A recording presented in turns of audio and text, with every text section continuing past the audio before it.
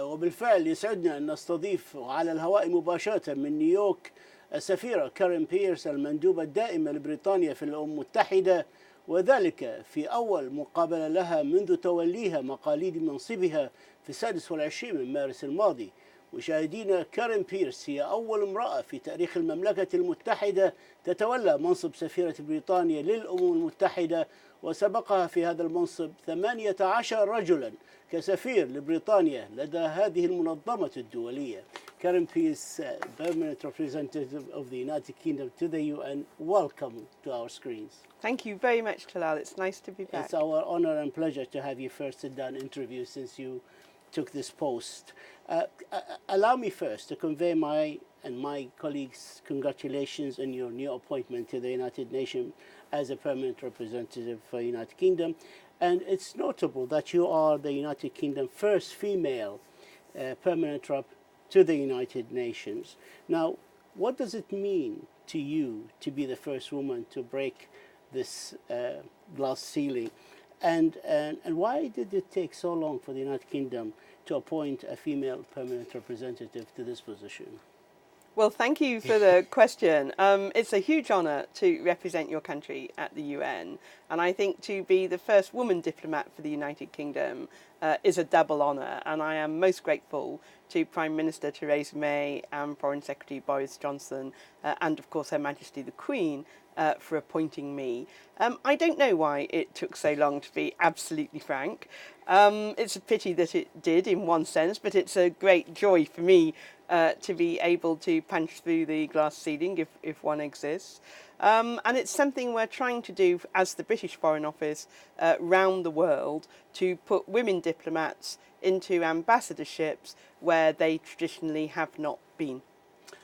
Another leader who is pushing for advancement and empowerment of women in our area and in his country is Crown Prince of the Kingdom of Saudi Arabia, Prince Mohammed bin Salman bin Abdul Aziz, whom you met actually on the 29th of March, you and the other four permanent representative of the P5.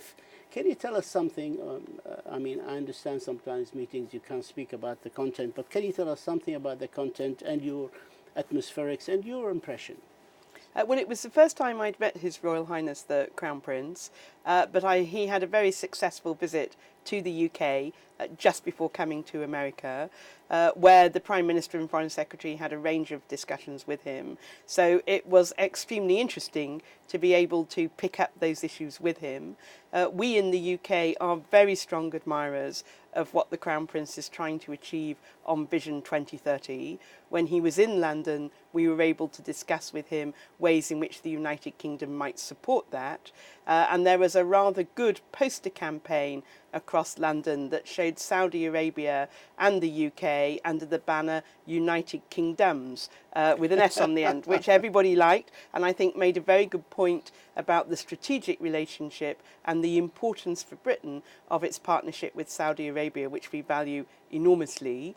And the P5 continued the foreign policy dimension of the Crown Prince's visits. So we talked about Yemen, we talked about Syria, we talked about Iran. Okay. I would like to move to Yemen, if I may. The United Kingdom, who is the pen holder for the Yemen file in the Security Council, has publicly said more than once that it supports Saudi Arabia's right to defend itself against the missiles attacks that it has been witnessing lately. There has been evidence provided to the Security Council by the Americans, by the Saudis, that connects these missiles to Iran and as smuggled weapons, among other weapons, to the Houthis in breach of 2216 resolution, which is under Chapter 7.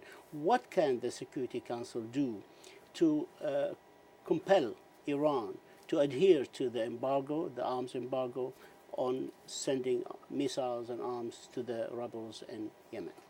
Well, the first thing I'd like to say to Lal is that we send all our sympathies and condolences to the Saudi victims of such missile attacks. That is illegal under international law, and we support Saudi Arabia's right to defend itself. But the conflict in Yemen will not, in our view, be resolved without a lasting and an inclusive political process. We very much support the new UN envoy, Martin Griffiths, who is just beginning his work. His Royal Highness very kindly said that he would make sure that Martin Griffiths had good access within Riyadh and within the Saudi system, which I think will be very important. I know Martin is committed to trying to find a path forward so that we can get to this inclusive political process. I think the Security Council's role is to support the UN and Martin specifically, where we can help on stopping missile shipments, for example, by authorising certain international measures, then we, the UK, with our American and French friends, will be working very hard in the Security Council for that. The Crown Prince was able to explain to the Russians and Chinese, who are perhaps not quite as forward as the UK, US and France, why this was very important for Saudi Arabia.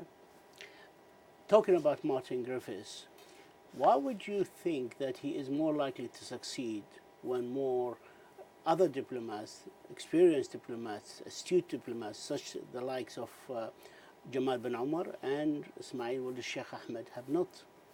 It's a very good question. Sometimes these things just go in cycles, unfortunately, and sometimes peace processes just need to go through an iterative stage in order for everybody to get into the mindset where now is the moment for peace. So I don't think it's that the earlier envoys failed. I think it's that they prepared the ground, which we hope Martin will now be able to build on. The fact that the Crown Prince and senior Saudi officials are meeting Martin and are ready to work with him is, I think, a very good sign. We obviously need a corresponding approach from the Houthi side and from all those who support the Houthis, such as Iran. Why do you think also that Resolution 2216, which is under Chapter 7, was never implemented, and the Council, Security Council, never took any steps to force compliance by the Houthis?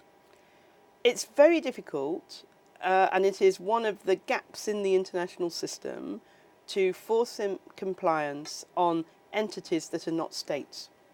The UN, like a lot of the post-World War II international order, is built on a presumption, including a legal presumption, that international policy is always done state to state. And then when you get a case like the Houthis, I think that exposes what is admittedly a gap in the international system. So it's very difficult, and one has to rely on efforts like the UN's to talk to communities, on those people with good links to the Houthis to use their best offices to bring the Houthis to the negotiating table. As far as missile shipments goes, yes, the Security Council can impose sanctions. It can also, in principle, use force. It always prefers to try the sanctions route first. Iran is under sanctions.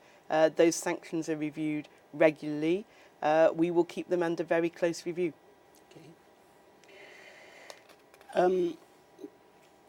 Talking about the resolutions and the possibility of implementing them, and when it's entities, not states, is difficult. But even when it's states, like 2401 on Syria, it's difficult to compel parties like Russia, like Iran, like Syrian government to implement. Doesn't that really erode the reputation and the credibility of the Security Council? I don't myself think it erodes the Security Council's credibility. I think it's an inherent issue to do with trying to compel peace. It's a very difficult thing to do. By definition, the Security Council cannot authorise the use of force everywhere. But it is something that is inherent in the current state of the world and the large number of conflicts that we have going on in some key places. But it doesn't mean the Security Council is inactive. It can, as I say, continue to turn the screw on sanctions. It can authorise the UN to redouble efforts. It can use incentives such as later economic development to get communities to come to the table. So I don't myself see that side of it as something particularly damaging to the UN. It is in the nature sadly, of political processes. And if we didn't have the UN, I don't think there would be a more effective body that could do that. Where I think you have a point is when the Security Council is blocked and cannot take a decision, as very sadly it has been for far too long on Syria. On Syria, Staffan de Mistura is trying to establish a constitutional committee to write the Syrian constitution, but he's blocked by the Syrian government refusal to take part, and we reached a dead end. Where do we go from here to give hope? What can you say to the people in Syria who are watching, millions of people watching this interview, to give them some hope that we are trying to find a political solution for the problem if the government of Syria is blocking the first step on that road?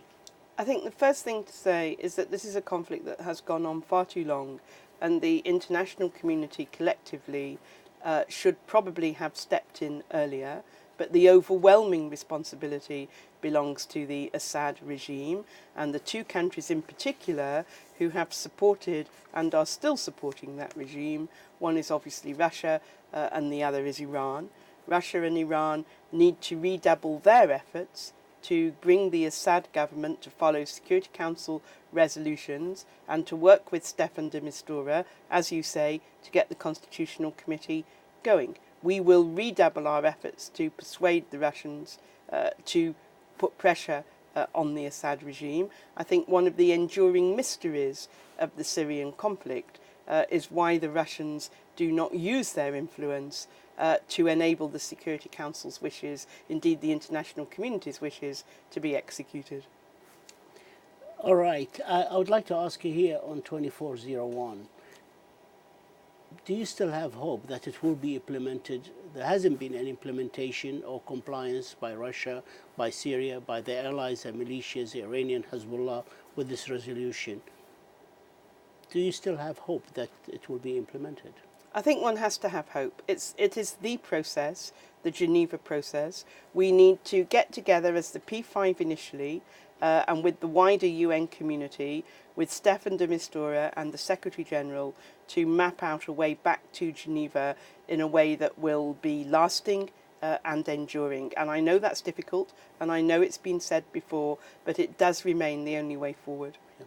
You talked about Iran's smuggling of arms, and the world is watching now. But how concerned are you, or your government, on the Iran meddling roles in neighboring countries, whether it's Iraq's election, whether it's Syria's wars, and in Yemen?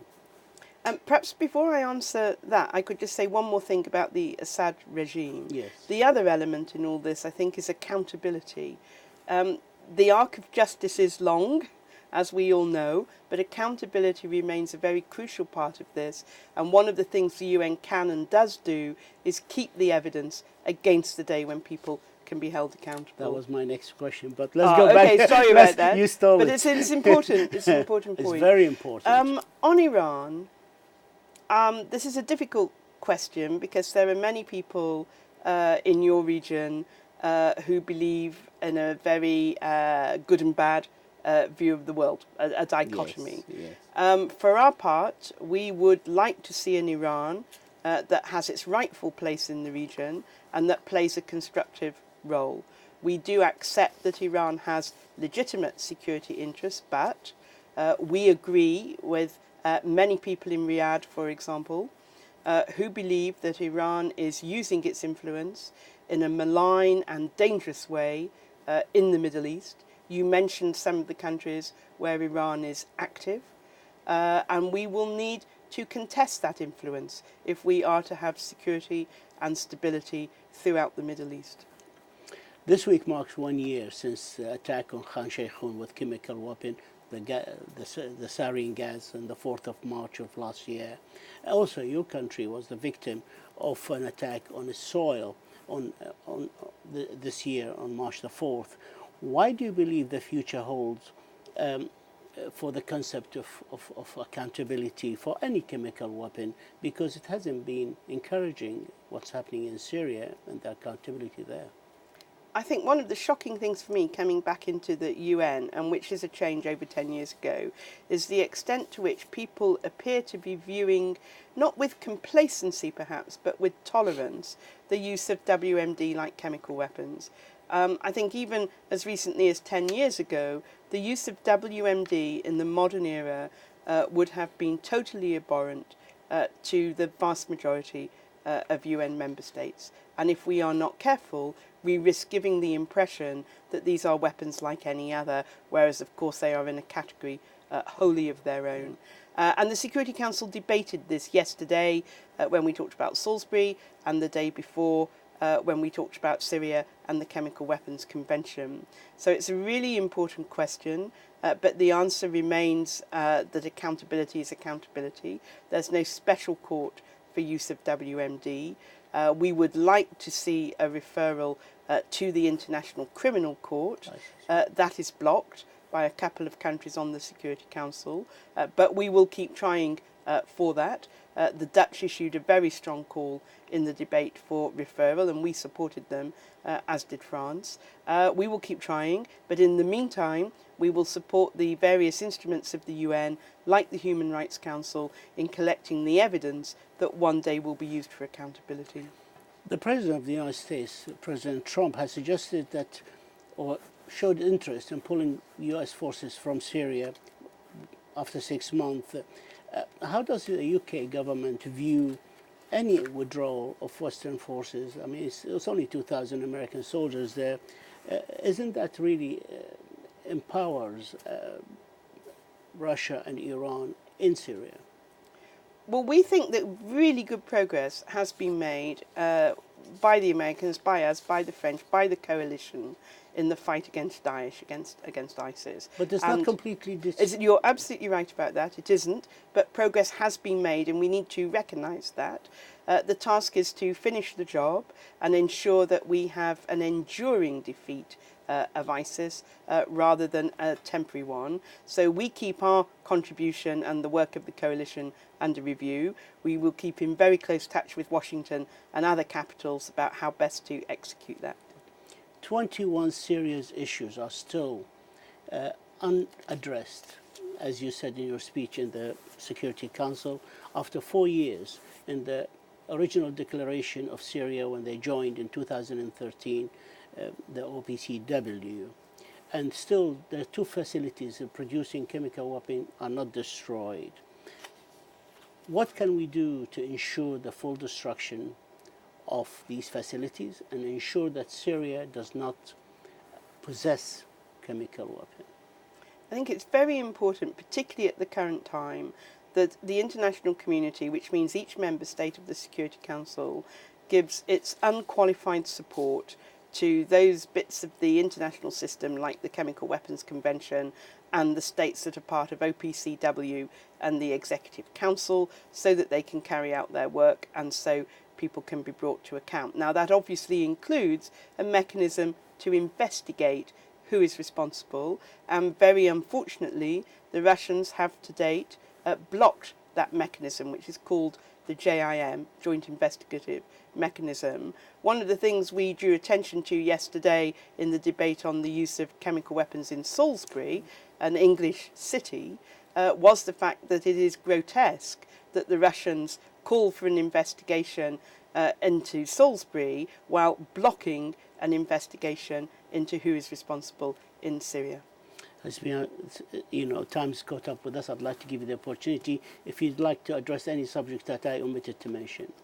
Oh, well, that's very kind of you. Just to say, it's a huge honour to be invited onto your show. Very grateful to you for doing that. I think it's part of showing that Britain is really engaged in the world. As we leave the EU, the UN will be a more active stage for British foreign policy and engagement. And I just want to say that I personally, being here, look forward to engaging with as many member states as possible on a whole range of issues. Whether they agree with us or they don't agree with us, the important thing is to find common ways of addressing the challenges we face in such an uncertain world. Ambassador Karen Pierce, a pioneer, we thank you and we wish you the very, very best of luck in your task. Thank you so much. Thank you. Very good to see you again. Thank you, ma'am.